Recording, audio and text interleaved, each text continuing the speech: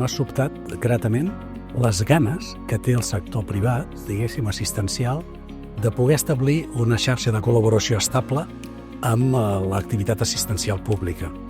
Ha sigut superinteressant. Penso que tots els que estàvem, desgraciadament, només representàvem un costat de la taula del taulell.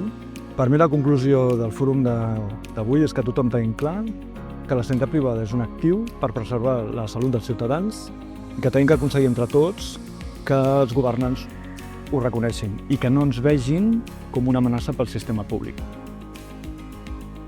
Em sembla molt interessant que es facin jornades d'aquest tipus perquè vol dir que qui les organitza i qui hi assisteix té una mirada que va molt més enllà del seu propi dia a dia, sinó que té una mirada que supera la quotidianitat per mirar el conjunt de la societat.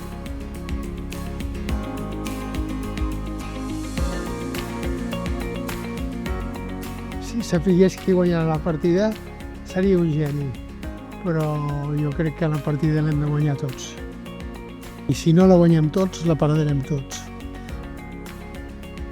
Sou imprescindibles perquè hi ha tantes necessitats de cobrir les demandes de salut en el nostre país que tots els actors que es mouen en aquest món de la salut, siguin públics, siguin concertats, siguin privats purs, etc., tots tenen el seu paper, absolutament tots, no?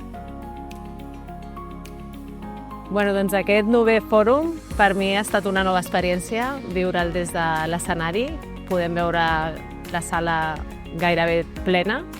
La paraula més repetida per tots els ponents i pels conferenciants ha sigut valentia. Almenys els que estàvem aquí tenien la valentia en els propers mesos, en els propers anys, d'intentar trobar eines i punts de trobada dels dos sectors, el privat i el públic, per aconseguir el que tots volem, que és millorar la salut de les persones. Us emplacem al fòrum de l'any vinent, on tractarem com crear una societat mèdica, com fer-la créixer i com mantenir-la. No us ho perdeu.